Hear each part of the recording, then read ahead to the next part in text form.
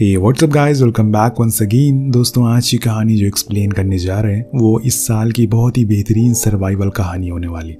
तो चलिए शुरू करते हैं। साउथ अफ्रीका का एक छोटा सा कबीला जहाँ पर हम एंड्रयू नाम के आदमी को देखते हैं, जो पेशे से एक डॉक्टर और फादर दोनों हैं।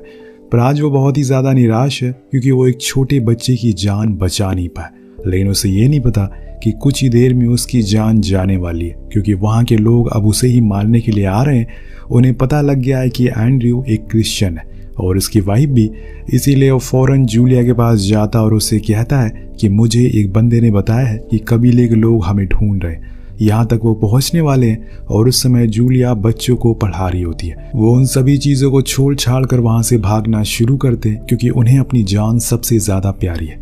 दरअसल अभी तक किसी को पता नहीं था इनके धर्म के बारे में। न जाने किसने उन लोगों के कान भर दिए, और जब धर्म सर पर चढ़ जाता है तो क्या होता है हम सभी जानते हैं। वेलिसी कबीले से थोड़ी ही दूरी पर एक छोटी सी हवाई पट्टी है जहां पर हम छोटे से प्लेन को खड़ा हुआ देखते हैं, जिसका पायलट ब्रूम है।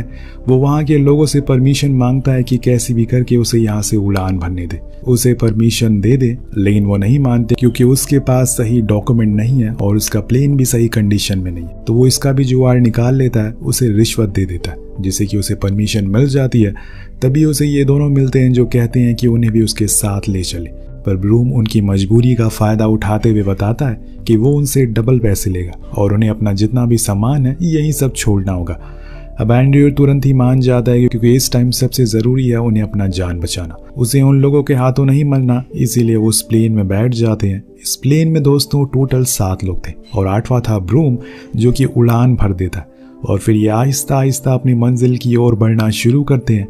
एंड्रयू को यकीन था कि वो आज जल्दी से घर पहुंचकर सबसे पहले अपने माँ बाप से मिलेगा, और आज तो इनका इम्तिहान होने वाला है क्योंकि कुछ ही देर में हवाएं बदलने लगती है। इनका प्लेन इधर से उधर डगमगाना शुरू हो जाता है। ब्रूम का कहना था कि ये उसका हर दिन का काम है, इसीलिए वो आराम से बैठे रहे। लेकिन थोड़ी ही देर में हालत बस से बदतर हो जाती है। प्लेन का एक इंजन फेल हो जाता है, दूसरा इंजन भी किसी भी समय खराब हो सकता है। इतने में ब्रूम देखता है कि फ्यूल का पाइप फट गया है। फिर क्या होना था, प्लेन तेजी से नीचे आना शुरू हो जाता है। पायलट कुछ नहीं कर पाता, जिसे कुछ ही देर बाद वो जमीन से सीधा क्रैश लैंडिंग करता है, जिसमें उनके प्लेन के परखच्चे उलझ जाते हैं। इनके चारों ओर रेगिस्तान बेहद इलाका है जहाँ पर खुले में शेर भेड़िए घूमते रहते हैं। मैक्स नाम का एक लड़का जिसकी बीवी की हादसे में मौत हो जाती है, वहीं जूलिया का पैर भी हादसे में टूट जाता है। उधर दूसरी ओर ब्रूम बाहर आकर देखता है तो दूर दूर तक कोई भी नहीं था। पूरा प्लेन बीच से अलग हो चुका था। अगर कोई मदद आएगी तो वो 2 हफ्ते के बाद ही, क्योंकि इनके ऊपर से अब 2 हफ्ते के बाद ही कोई प्लेन गुजरेगा, या उसे पहले कोई चमत्कार हो जाए।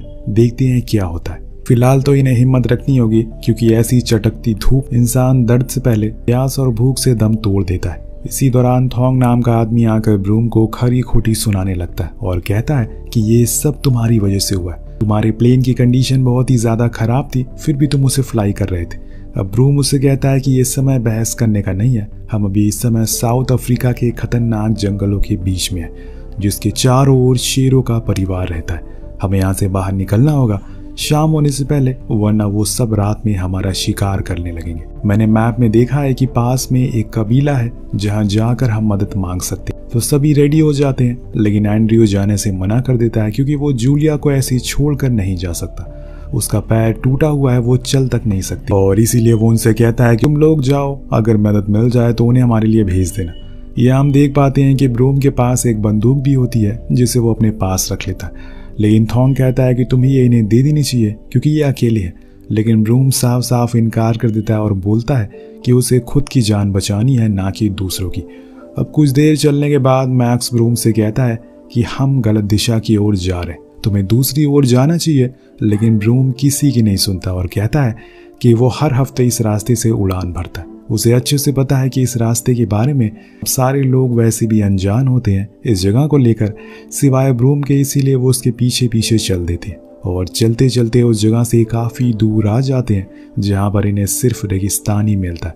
ना तो कोई इंसान है और ना ही उसकी जात। ट्रॉट नाम का बंदा थक कर वहीं गिर जाता है। तब ब्रूम उसे पानी देता है और उठने को बोलता है क्योंकि अभी उसे थोड़ी दूर और चलना है। वो खड़ा हो जाता है और फिर से चलना शुरू कर देता है। ये चारों एक ऊंची चट्टान पर पहुंच जाते हैं जहां से ब्रूम का मानना था कि इसके आगे वो गांव मौजूद है, उन्हें दिख जाएगा। पर दोस्तों जब वो वहाँ पहुँचते हैं तो सिर्फ उन्हें अपने सामने ना खत्म होने वाला रेगिस्तान ही दिखाई देता है, कुछ भी नहीं, जिसको देखकर सभी मायूस हो जाते हैं। पर मैक्स तो ब्रूम के ऊपर ही गुस्से के मारे चढ़ जाता है।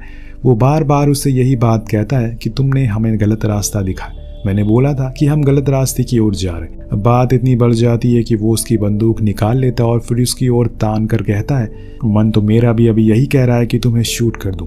पर थॉन्ग उसे शांत करता है और कहता है कि अगर हम ऐसे ही लड़ते रहे तो जल्दी हमें प्यास लग जाएगी और हम थक भी जाएंगे, इसीलिए जल्दी से हमें उस प्लेन के पास पहुंचना होगा, दिन कल हम दूसरी दिशा की ओर बढ़ेंगे। वहीं दूसरी ओर हम एंड्रयू को देखते हैं जो जूलिया के पास बैठा हुआ उसकी रक्षा कर रहा था, लेकिन उसे अपने पास कुछ महसूस होता है। दरअसल कुछ शेर जिन्हें खून की स्मेल आ गई थी वो उनसे थोड़ी ही दूरी पर मौजूद थे। इसी दौरान जूलिया उससे कहती है कि वो उससे बहुत प्यार करती है, वो जब घर पहुंच जाएंगे तो एक बच्चे की प्लानिंग करेंगे और एक अच्छी सी फैमिली बनाएंगे।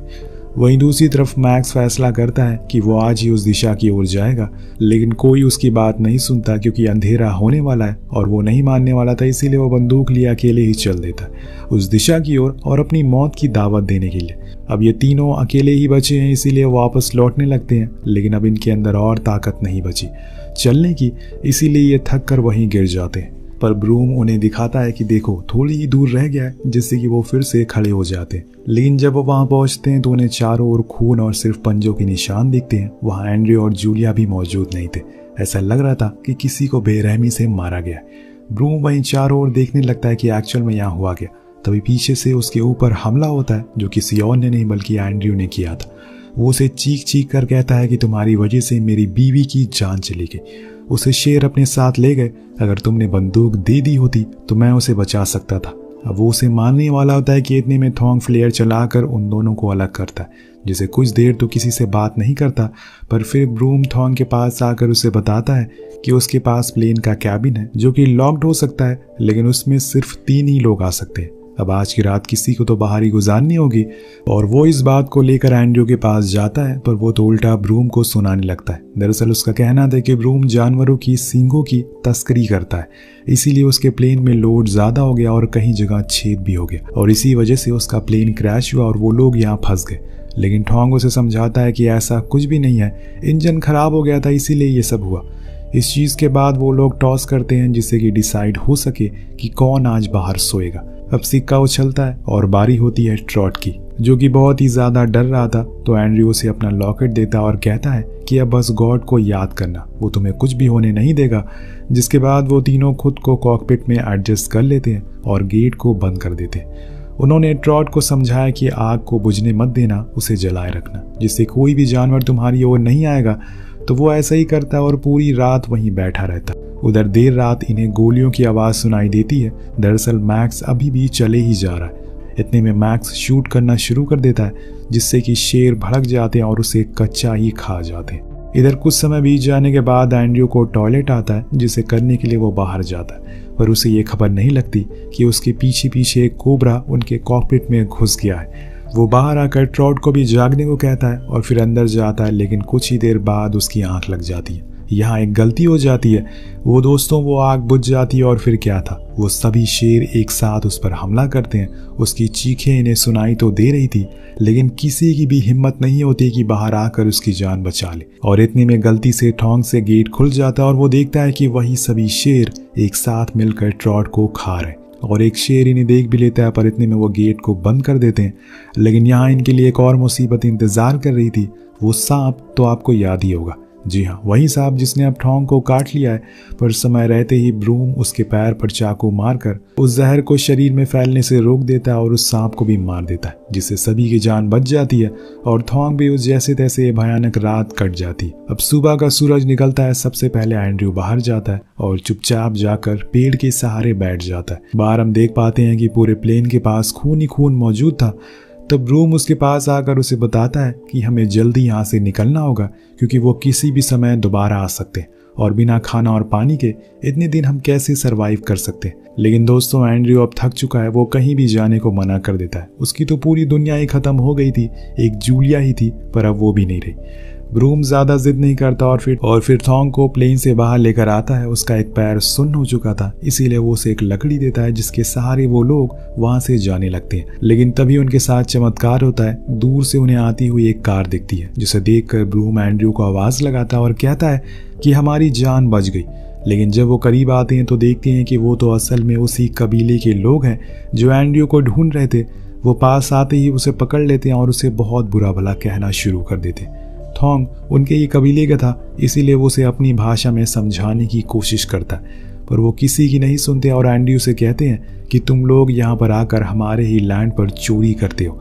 पर यह सब कम था कि तभी उनकी नज़र उस तस्करी वाले सींगों पर पड़ जाती है, जिससे वो और भी ज्यादा गुस्से में आते। और अब तो वो एंड्रयू को शूट ही करने वाले होते हैं कि तभी ब्रूम कहता है कि अब मैं इसकी तस्करी करता हूँ। थॉन्ग इन लोगों को समझाता है कि हमारा प्लेन क्रैश हो गया, हम कुछ नहीं जानते, पर मैं जानता हूँ कि ये तुम्हारा लैंड है और मैं भी इसी लैंड का हूँ। इससे आगे वो कुछ और बोल पाता कि इतने में वो आदिवासी उसे गोली मार देता है, जिससे सभी लोग शॉक हो जाते। अब बचे हैं सिर्फ 2 लोग जिसके ऊपर वो बंदूक तान कर खड़े हो जाते हैं। उन्हीं में से एक कबीला वाला कार को लेकर वापस चला जाता है ताकि वो एक ट्रक ला सके और इन सींगों को ले जाने के लिए। अब ऐसे ही बैठे बैठे सुबह से शाम हो जाती है। वो इन्हें पानी का लालच देकर परेशान करता है, लेकिन देता नहीं है और ऐसे ही धीरे धीरे समय बीतने लगता है। हम देख पाते हैं कि उन दोनों शिकारियों की आंख लग जाती है, जिसका फायदा ब्रूम उठाने की कोशिश करता है। वो धीरे धीरे उस शिकारी के पास जाता है, लेकिन जैसे ही वो उसके पास पहुंचता है वो नींद से जाग जाता है। उसे गोली मार देता है, लेकिन उसकी किस्मत अच्छी होती है कि गोली चलती ही नहीं। इसी का फायदा उसका दूसरा साथी उठाता है, लेकिन इतने में पीछे से एंड्रयू आ जाता है और उसकी ही बंदूक से उसे मार डालता है। लेकिन उसे मारते हुए वो रोना शुरू कर देता है, क्योंकि वो तो एक डॉक्टर है। उसका काम है लोगों को बचाना, ना कि उनकी जान लेना। और आज उसके हाथों बहुत बड़ा पाप हो गया।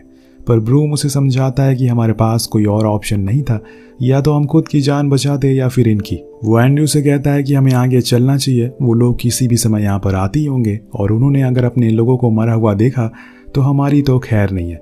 लेकिन एंड्रयू की हालत अब ठीक नहीं है, वो कहीं भी जाने से मना करता, पर ब्रूम नहीं मानता उसके कंधे से कंधा मिलाकर वहां से आगे की ओर बढ़ने लगता। एंड्रयू का पैर जख्मी था, उसमें गोली लगी थी, इसीलिए वो थोड़ी ही दूर जाने के बाद गिर जाता। तब ब्रूम उससे कहता है कि वो सामने देखो, उस चट्टान तक तुम्हें जाना है, वहां पर कोई भी शेर नहीं आ सकते, मैं तुम्हें वहीं छोड़ दूंगा, फिर मदद लाने के लिए उस गांव की ओर निकल जाऊंगा। उसकी बातों को सुनकर एंड्रयू हिम्मत बांधता है और कदम बढ़ाना शुरू करता है। जैसे तैसे कर उस चट्टान तक पहुंच ही जाता है, लेकिन अब जब बारी आती है उस पर चढ़ाई करने की तो उसका शरीर जवाब दे देता है।